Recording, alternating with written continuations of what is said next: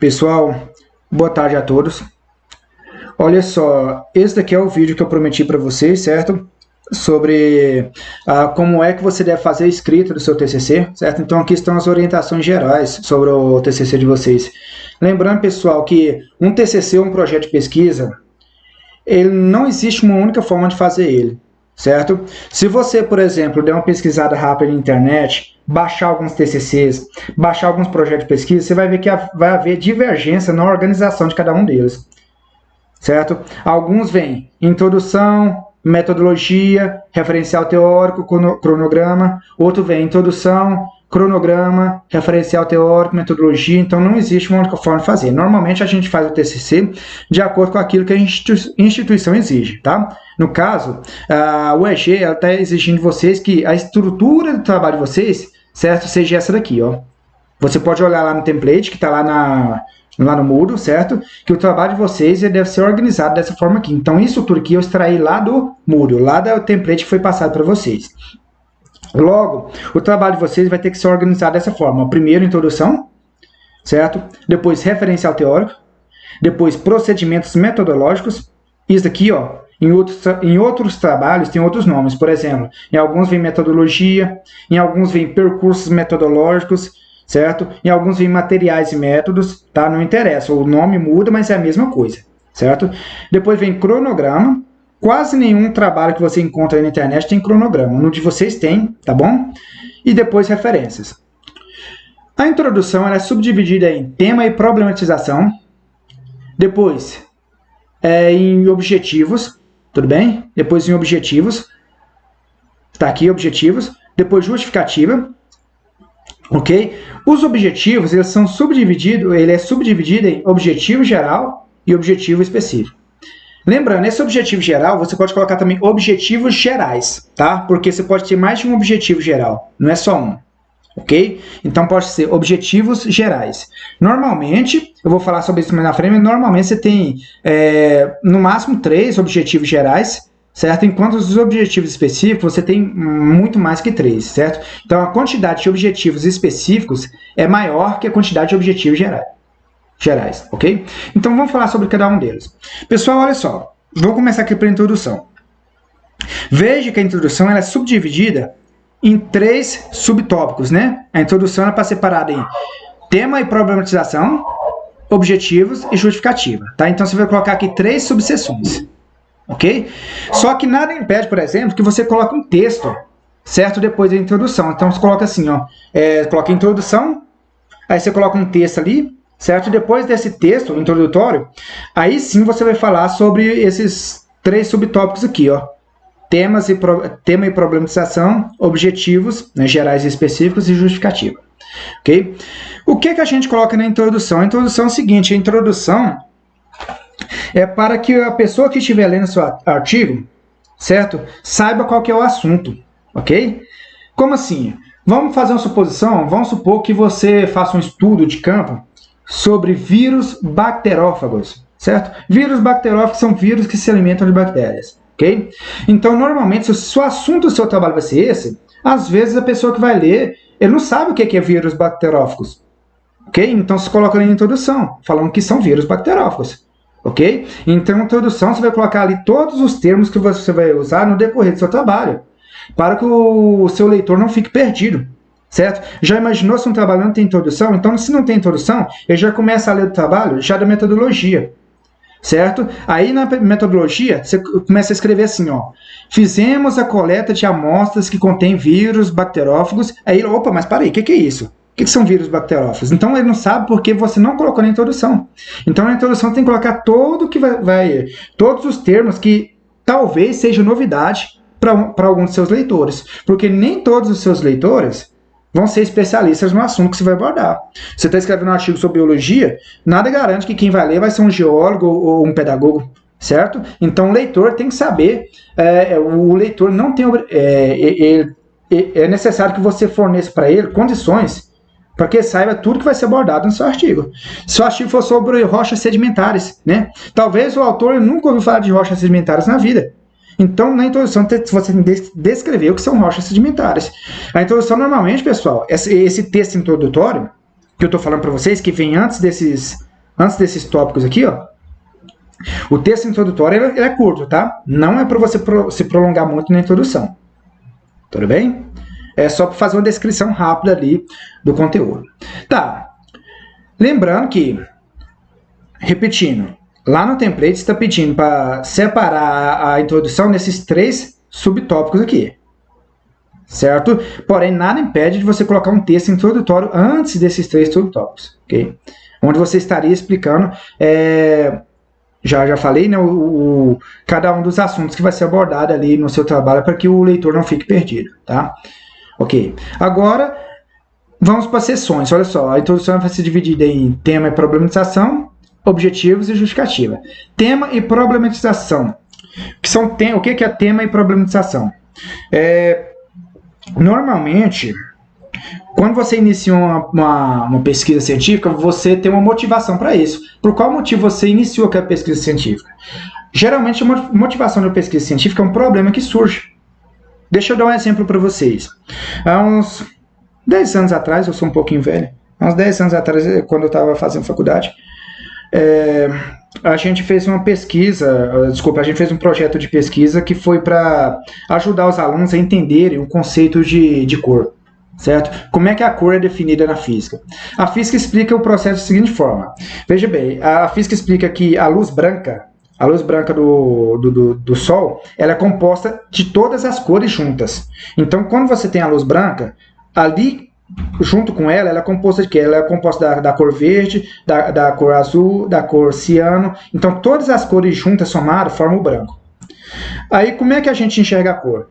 A luz branca atinge um objeto, certo? O objeto absorve parte daquela luz, certo? O objeto absorve todas as outras cores e reflete a cor que você enxerga. Então, se um objeto é verde, na verdade, se você enxerga um objeto como sendo verde, significa que a luz branca atingiu aquele objeto, ele absorveu todas as outras cores, porém refletiu o verde. Por isso que você enxerga ele como sendo verde. Então, enquanto o professor explicava isso no ensino médio para os alunos apresentavam deficiência tremenda de entender esse conceito. Eles não conseguiam entender, certo? Aí, então, a gente identificou um problema. Veja, problematização. A gente identificou um problema em sala de aula. Os alunos não estavam entendendo como é que funcionava o processo de emissão e absorção de cores. Certo? Eles não entendiam. Então, isso foi um problema, certo? Então, a gente resolveu elaborar um projeto de pesquisa, certo? Em que a gente pudesse criar uma nova forma de ensinar esse conteúdo. Então, veja que surgiu um problema e a gente propôs uma solução para o problema. Normalmente é assim que surge um projeto de pesquisa. Normalmente você trabalha em cima de um problema, em cima de algo que não foi resolvido, certo? Ok? Então, isso se chama problematização, ok? Você tem que primeiro identificar um problema, ou na sala de aula, ou no caso de vocês, né? Talvez não vão para a sala de aula, porque talvez estejamos de quarentena no semestre que vem, né? Ou pode ser no campo mesmo, certo? Mas vamos supor, por exemplo, vamos pegar um outro exemplo aqui. Veja que eu não sou biólogo, certo? Então eu não sei como é que isso funciona. Vamos supor que existe um método para coleta de morcegos. Lá na Unemat, na Chavantina, usavam umas redes que eles colocavam ali no período da noite, né, para coletar morcego. O morcego se chocava com aquela rede e ficava preso ali. Aí vamos supor que você percebeu que aquele processo ele machuca o animal que você está coletando. Então você vê que isso é um problema, certo? Isso é uma problemática. Então você vai o quê? Você vai propor uma solução. Será que não existe outro método? Vamos tentar outro método para fazer a coleta desses animais. Certo? Então veja que você identifica um problema e propõe uma solução. É assim que surge todo projeto de pesquisa, tá bom? Tá, então você vai ter que identificar um problema, certo? E propor uma solução. Deixa eu pegar aqui um exemplo de tema e problematização para vocês. Lá nos slides mais adiante eu coloquei aqui, deixa eu ver. Aqui, ó, tema e problematização. Veja, isso aqui é um TCC, tá, pessoal? Essa daqui é a autora do TCC, certo?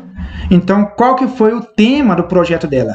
Projeto de software para auxílio pedagógico de crianças portadoras de dislexia, tá? Então, veja que essa aluna aí, ela é uma aluna da ciência de computação, certo? Então, ela elaborou um projeto de software, isso é, programa de computador, certo? Para ajudar a ensinar crianças que sofrem de dislexia. Dislexia é quando a pessoa tem dificuldade em aprender. Tem crianças que sofrem de dislexia que não aprendem de jeito nenhum. Então ela propôs ali a criação de um software, de um programa de computador que ajudasse essas crianças. Aí qual foi o problema que ela identificou? Aí ela coloca aqui, ó, no texto dela, tá vendo? O problema principal a ser tratado é como identificar e tratar de forma eficiente crianças dislexas. Tá vendo? Logo na cara já jogou logo qual foi o problema. Então ela foi bem direta e objetiva, certo? Veja que a problematização dela foi um texto muito curto, certo? Não precisou ser um problema muito longo, ok? Mas se o seu texto vai ser curto ou longo, isso não interessa. O que interessa é que você seja direto e objetivo. Você não coloque ali nada que seja relevante, porque as pessoas têm maneira de ficar escrevendo as coisas e colocar coisas que não tem necessidade. Certo? Você já conversou com... Veja o seguinte, a escrita é quase a mesma coisa da fala, só que de uma forma mais sofisticada. A escrita é como se fosse uma fala, só que você segue um monte de protocolos. Então, é como se você estivesse conversando de uma maneira mais formal. Então, você já conversou com uma pessoa que, às vezes, ela quer passar para você uma informação, aí ela começa a falar coisa que não tem nada a ver?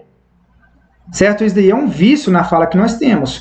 Às vezes, na escrita, há pessoas que fazem isso também. Às vezes, ela quer transmitir um assunto e começa a falar coisa ali que é desnecessária. Então, joga fora do seu texto tudo que for desnecessário.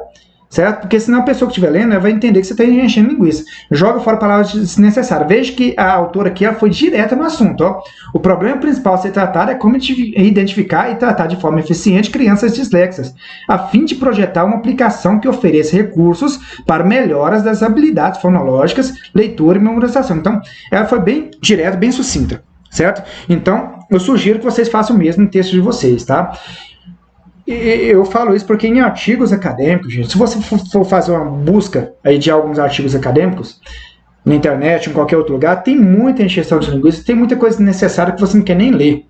É como se a pessoa estivesse conversando com você estiver com preguiça de escutar o que ele está falando, porque tem coisas desnecessárias. Não seja objetivo no seu texto, certo? Use uma linguagem mais pura possível, tá bom? Então, o problema está aqui, ó. Pronto, acabou, certo? Então é isso que você vai fazer também na sua problematização. Ok? Agora vamos para o próximo tópico. Deixa eu ver aqui. Volta lá nos slides inicial. Ok? Ok. Objetivos. Os objetivos é o seguinte, é o que você planeja fazer, certo? O que você pretende com o seu trabalho? Onde é que você quer chegar com o seu trabalho? Que objetivo você quer alcançar com ele? Certo? Lembrando que os objetivos eles devem ser divididos em objetivo geral ou objetivos gerais e objetivos específicos. Os objetivos gerais, normalmente, você vai elencar ali 2 ou 3 objetivos. 1, 2 ou 3, no máximo. Não precisa ser muita coisa, certo? E os objetivos específicos? Os objetivos específicos podem ser em maior quantidade, tá? Do que se trata qual a diferença entre objetivos gerais e objetivos específicos? Nos objetivos gerais, você vai colocar o seu objetivo global, de uma forma global. O que você quer como um todo no seu trabalho? Já os objetivos específicos, não. Os objetivos específicos, você vai pegar os seus objetivos gerais e vai destrinchar eles em partes menores. Então, quer dizer, é como se um objetivo geral ele fosse composto de vários objetivos específicos. Tá? Então, vamos aqui para um exemplo de objetivo geral. Aqui, ó. Deixa eu ver se eu acho aqui um exemplo para vocês. Se eu coloquei aqui para vocês um exemplo. Aqui, ó, objetivo geral. Esse exemplo aqui do artigo da Giovanna Zimmermann, tá? Que é a mesma que escreveu o projeto, é o mesmo TCC que eu tinha falado para vocês. Olha só o objetivo geral dela, olha só como ela foi curta e grossa também, ó. Nos últimos anos, a tecnologia tem crescido consideravelmente, tornando-se indispensável na sociedade atual e fundamental da psicopedagogia. Porém, nessa evolução, há uma lacuna no desenvolvimento de aplicações para pessoas com necessidades de ensino especiais. Veja que essa primeira parte aqui está relacionada lá aos problemas, né? Na parte que fala sobre a problematização. Então, esse primeiro parágrafo, certo, está relacionado à problematização. É algo que ela identificou e que ela achou que deveria propor uma solução. Aí aqui ela fala o objetivo, ó, é nesse contexto que este trabalho se compõe, dois pontos, desenvolver um estudo aprofundado a fim de projetar um software de auxílio pedagógico direcionado a portadores de dislexia. Olha só, aqui está o objetivo, tá vendo? Aqui está o objetivo. Então aqui, ó, ela falou um pouco sobre a problematização, certo? Bem curto, e depois ela colocou o objetivo aqui, ó. O objetivo está aqui, pronto, acabou. Veja que ela foi bem curta também no objetivo dela. Tá? Você pode colocar um objetivo, dois objetivos, três objetivos, mas não se estenda muito nos objetivos, tá bom? Agora vamos para os objetivos específicos. Veja bem, pessoal, os objetivos específicos é como se você tivesse pegado o objetivo geral e destrinchasse ele. Então, quer dizer, para cumprir o objetivo geral, você tem que antes cumprir cada um desses objetivos específicos. Vamos supor que, olha só, você tem esses objetivos específicos aqui, ó. Então vamos supor que você cumpriu este. Cumprindo todo ele, você cumpriu o seu objetivo geral, entendeu? Então, seu objetivo geral ele é composto de objetivos específicos. Aqui nos objetivos específicos, olha só como é que ela colocou de forma bem organizada. A, B, C, D, E, F. Pronto, acabou. Certo? Não fala muito também aí não, tá? Meu objetivo geral é esse. Tá? Meu objetivo geral é esse. Mas o que isso significa? Significa que para cumprir esse objetivo geral, eu preciso cumprir esses objetivos específicos. Este. Acabou. Tá? Precisa ficar falando muita coisa, não. Tá? Para que a pessoa que estiver lendo, né, tem que entender logo de cara o que você quer com o seu trabalho. Tá bom? Agora, detalhe. Não significa que o objetivo é como se fosse um planejamento. Certo? É o que você planeja, é o que você projeta para fazer. Não significa que você vai conseguir atingir esses objetivos no decorrer do seu trabalho. Tá? Eu, por exemplo, no meu mestrado, na minha dissertação de mestrado, eu propus a elaboração de um método numérico para a resolução de equações diferenciais parciais. Ok? Essa foi a minha proposta. Só que, durante o mestrado, eu não obtive os resultados que eu queria. Né? Então, eu não consegui atingir aquele objetivo, certo? E aí eu coloquei lá no final do trabalho, nos resultados, né? Que aquele objetivo não foi atingido, provavelmente por esse motivo, provavelmente por aquele outro motivo. Aí você coloca lá uma perspectiva para trabalhos futuros, né? Então você coloca ali que isso poderia ser melhorado no seu trabalho para atingir aquele objetivo, certo? Então não significa que se você colocou um objetivo, você vai conseguir atingir ele. Numa pesquisa científica, você não planeja seus resultados, tá? Não existe isso. Eu quero chegar a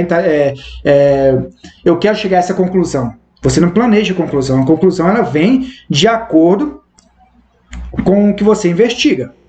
Você faz uma investigação para chegar a uma determinada conclusão. Você não pode planejar a sua conclusão. Certo? Então, nos seus objetivos, você não pode falar assim...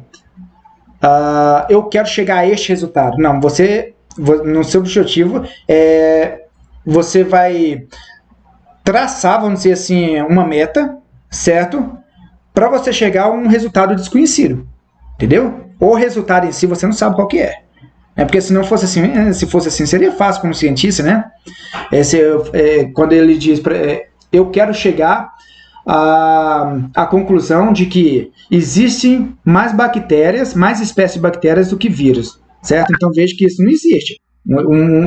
Um cientista não pode querer chegar a um lugar nenhum. Ele faz a pesquisa dele, depois ele extrai os dados, analisa os dados, depois ele vê qual a conclusão que eu posso chegar com aqueles dados, tá bom? Vamos para o próximo. Tá, então esses aqui são os objetivos específicos, né? Você vai elencar quais são os objetivos que você precisa cumprir para atingir um objetivo geral, tá? Pode ser assim com frases curtas e bem sucintas.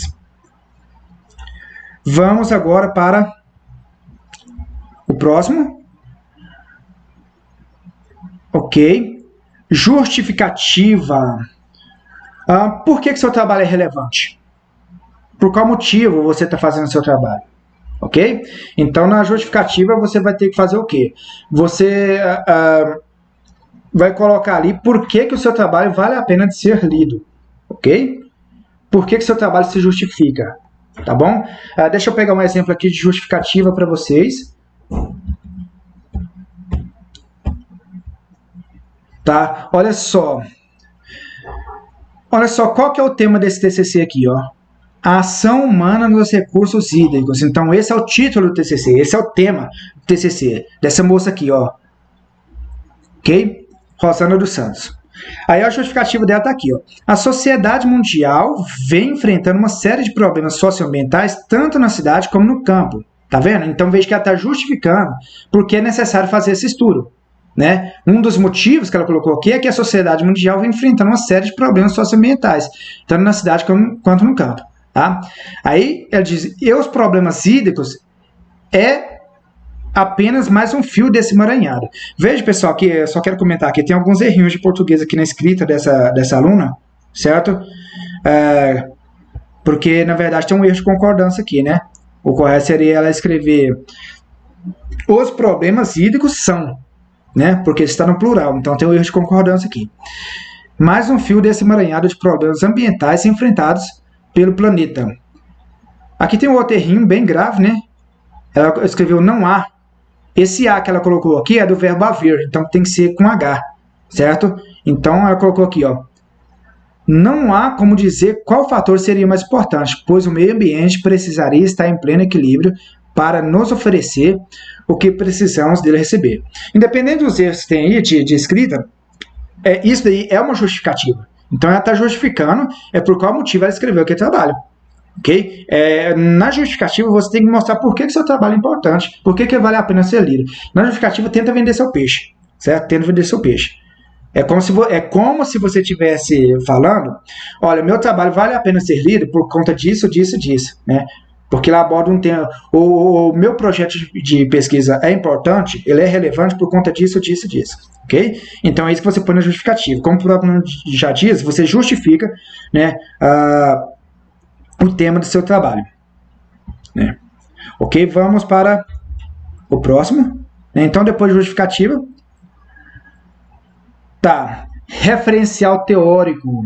Referencial teórico é uma das coisas mais importantes de um artigo científico, de um TCC, porque assim, a pesquisa científica, o texto do artigo científico é diferente de um artigo de opinião. No artigo de opinião você coloca o que você pensa, então são coisas que você tira da sua cabeça. Certo? Isso é um artigo de opinião. Agora, um artigo científico, não. Um artigo científico, as pessoas têm que ter certeza que o que ele está lendo é verdade. Tá? Então, por isso que você se fundamenta em outros autores. É como se você estivesse dizendo, olha, outras pessoas também afirmaram coisas parecidas. Tá? Então, seu artigo tem que se basear na pesquisa de outros autores. A ciência, pessoal, é uma coisa contínua, certo? A ciência, ela não surge do nada. Na verdade, uma ciência, uma pessoa começa a produzir uma coisa e outras pessoas dão continuidade. Certo? Então, referencial teórico, você vai mostrar todos os outros trabalhos anteriores aos seus que abordam aquela mesma temática. Detalhe, no referencial teórico não precisa você chegar às mesmas conclusões dos autores, certo? Você só tem que citar todos os outros trabalhos anteriores aos seus que abordam aquela mesma temática. Ok? Porque isso vai dar credibilidade ao que você está escrevendo, certo? E isso vai mostrar que seu trabalho é um trabalho científico sério.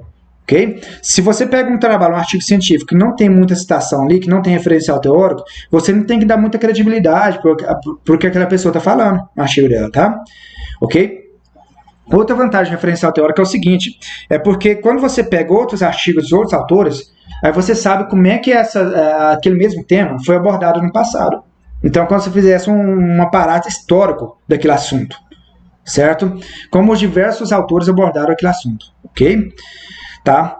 Normalmente, às vezes, há divergência de opinião entre os autores, de conclusão, né? Porque na ciência você não tem opinião, você tem conclusão, tá? Às vezes você tem diferença de conclusão entre os autores. Às vezes um autor chega a uma determinada conclusão e um outro chega a uma conclusão um pouco diferente. Então você pode falar assim, ó, de acordo com fulano, né? Há mais espécies de bactérias do que de vírus. Porém, de acordo com o autor ciclano, há mais espécies de vírus que bactérias. Só estou usando assim, porque a gente sabe que os vírus não são seres vivos, né? Não é classificado como seres vivos, mas eu estou usando aqui uma ilustração, tá? Como é que um autor pode divergir do outro. Aí, nesse caso, você coloca os autores para dialogar no seu texto, entendeu? De acordo com fulano, isso. Porém, de acordo com ciclano, isso. Porém, de acordo com Beltrano, isso. Isso que Beltrano falou é reforçado por esse outro autor. Então, você vai colocar os autores para dialogar ali no seu referencial teórico, tá? No seu referencial teórico, pessoal, procura pelo menos 4 ou 5 autores diferentes, tudo bem? Procedimento metodológico. Gente, essa daqui, ó, é a parte mais importante do trabalho de vocês, certo? Porque aí você vai descrever como é que seu trabalho científico foi feito, passo a passo e detalhadamente. Tá bom? Deixa eu dar um exemplo aqui para vocês. Adiantar aqui, ó.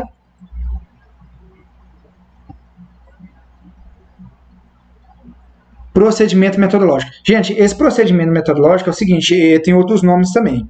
Em alguns artigos você fala materiais e métodos, em outros você fala metodologia, em outros você fala percurso metodológico, ok? Isso vai depender, é tudo a mesma coisa, só muda o nome, tá?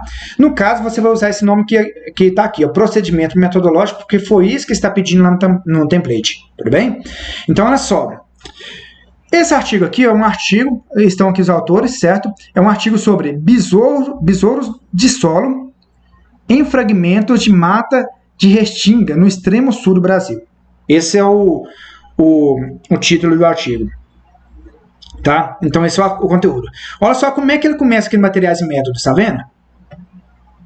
Olha como é que ele começa.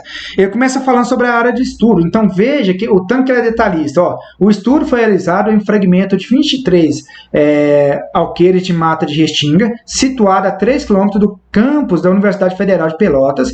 Então, olha só, ele está te dando uma localização geográfica precisa do local onde ele fez a realização de pesquisa. Aqui ele te dá, inclusive, as coordenadas geográficas. Ó. Olha só, estão aqui, ó. Se você for atrás desse artigo aqui, se você for na internet buscar, você vai ver que, inclusive, ele colocou a foto por satélite da região onde ele fez a coleta de dados. Certo?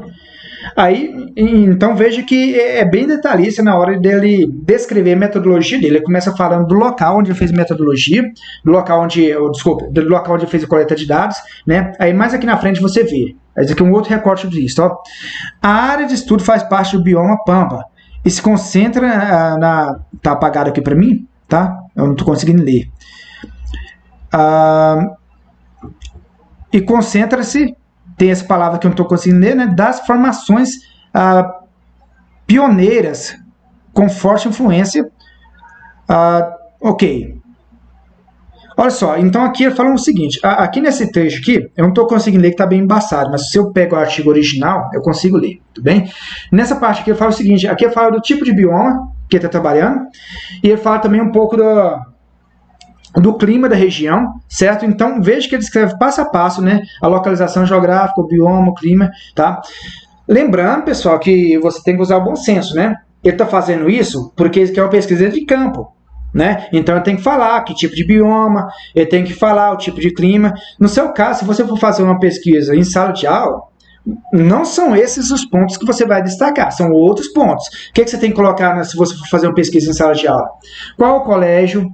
Você tem que colocar a estrutura do colégio, se ele dispõe de laboratório, se ele dispõe de laboratório de informática, de laboratório de ciências. Você vai falar sobre o tipo de público do colégio. É um colégio só de ensino fundamental? É um colégio de EJA? É um colégio de ensino médio? É um colégio que trabalha em ensino fundamental, médio, EJA? Você tem que falar a faixa de idade dos alunos que você está trabalhando, certo? Você vai ter que falar a quantidade de alunos. Então, na parte de metodologia, você tem que destacar tudo isso. Você tem que destacar detalhadamente como foi o ambiente da sua pesquisa, tá? Então, se você vai fazer sua pesquisa no colégio, você não precisa colocar bioma, você não precisa colocar clima, né? Porque isso não é relevante para o seu trabalho. Agora, se você for fazer uma pesquisa de campo, que nem esse cara aqui, aí sim, é assim necessário você colocar o tipo de bioma, a extensão da área, o clima, o período do ano e por aí vai. Tudo bem? Ok? Ok, tá? Essa parte aqui é a parte mais importante do trabalho de vocês, que ali você vai descrever passo a passo como é que foi sua pesquisa, tá? A sequência você começa descrevendo o ambiente em que você está fazendo sua pesquisa, né? O tipo de público que está ali, né? Se for em escola, se for em sala de aula, a faixa de idade dos alunos, certo? A quantidade de alunos. Então, primeiro você fala sobre tudo isso, sobre a estrutura da escola. Aí depois de descrever como é que vai ser esse ambiente, como é que é seu público, aí você começa a falar sobre o seu trabalho propriamente dito. Como é que seu trabalho vai ser aplicado? Bem, quando o seu TCC estiver pronto, seu o seu projeto de pesquisa estiver pronto, você vai colocar como seu trabalho foi aplicado, tá? Mas agora que é só uma prévia, você vai descrever como é que você pretende aplicar o seu trabalho. Ok? Depois você modifica, tá? Como é que você pretende aplicar o seu trabalho? Aí você tem que descrever por etapas. Em um primeiro momento, será aplicado um vídeo em sala de aula sobre um determinado assunto. Em um segundo momento, será feita perguntas aos alunos para que eles respondam oralmente. Em um terceiro momento, será passado um questionário. Em um quarto momento, eles serão retirados da sala e levados para o laboratório de ciências. Então, você vai escrever passo a passo, minuciosamente, como é que foi a sua pesquisa.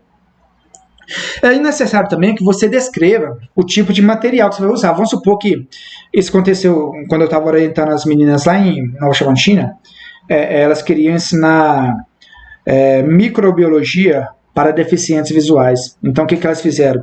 Elas fizeram umas maquetes, né, uns protótipos de bactérias, para que os alunos cegos pudessem entender como é que é a estrutura de uma bactéria. Certo?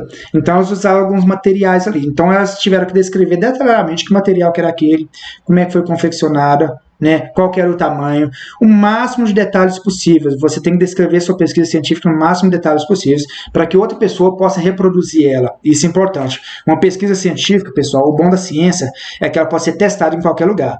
Se um cientista ele faz ali uma pesquisa, ele tem que relatar exatamente do jeito que ele fez a pesquisa, para que outra pessoa, outro cientista possa ler aquilo lá e tentar fazer do mesmo jeito em outro lugar, para ver se é verdade, né?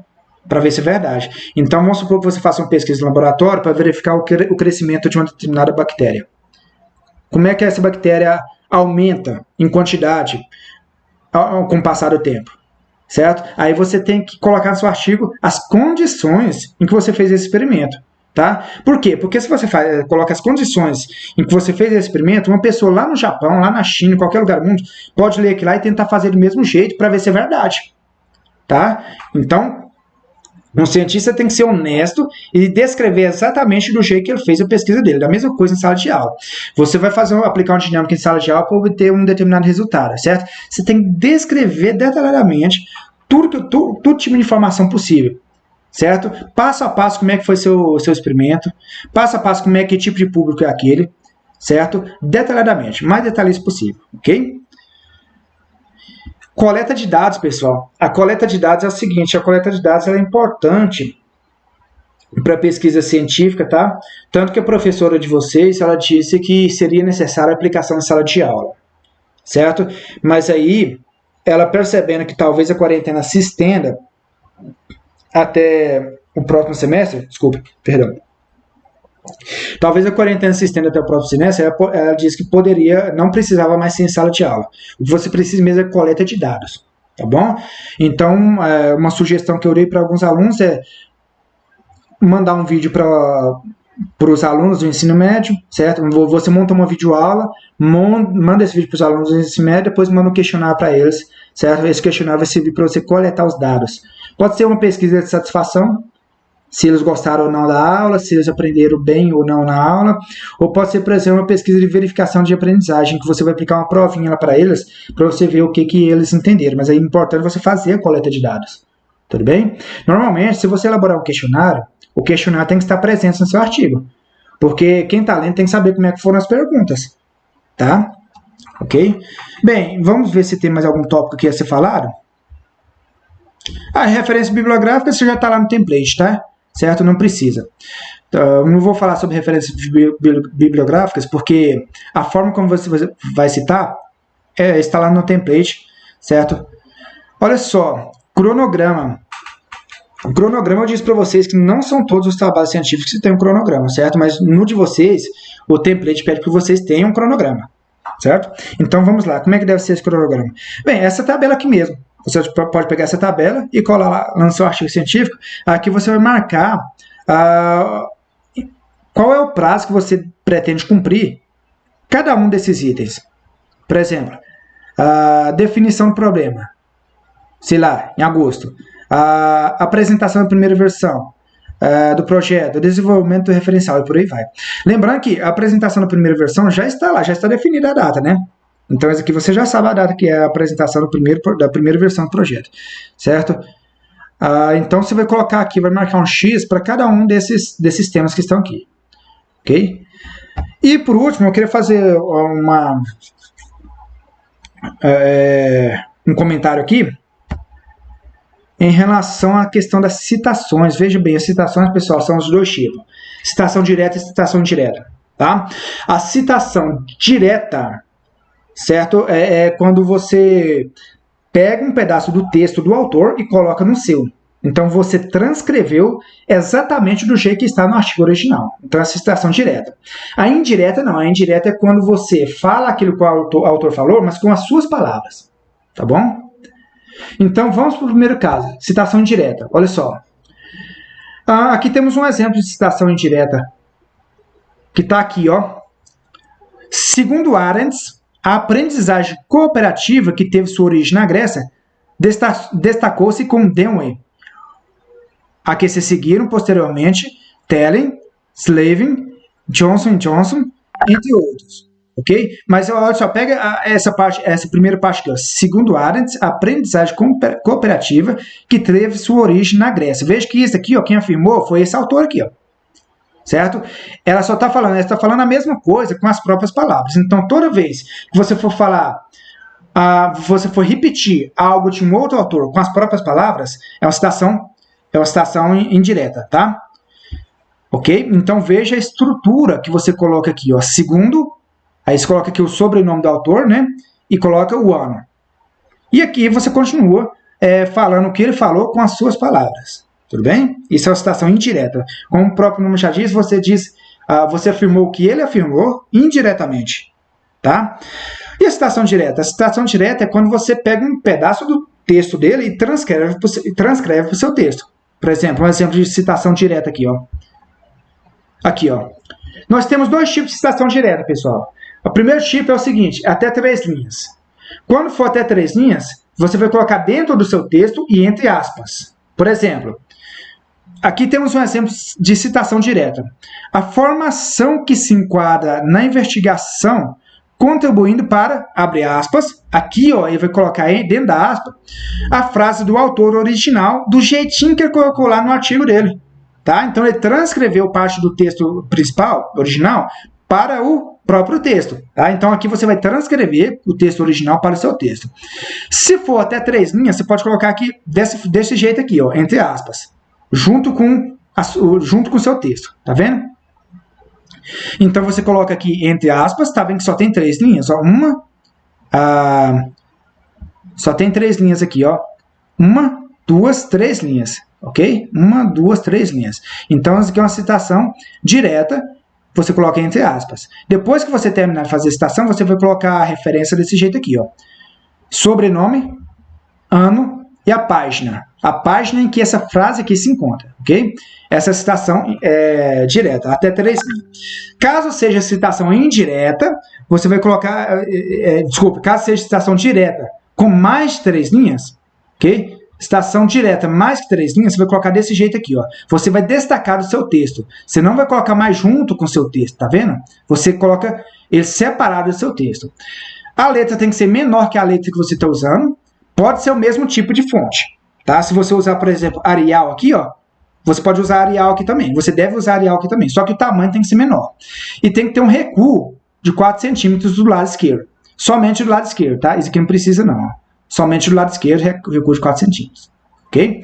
Então é basicamente isso. Eu vou me antecipar aqui, já vou terminar o vídeo, porque eu acabei atrasando um pouco, né? Eu falei que ia entregar isso para vocês na parte da manhã, mas é porque eu gravei o primeiro vídeo.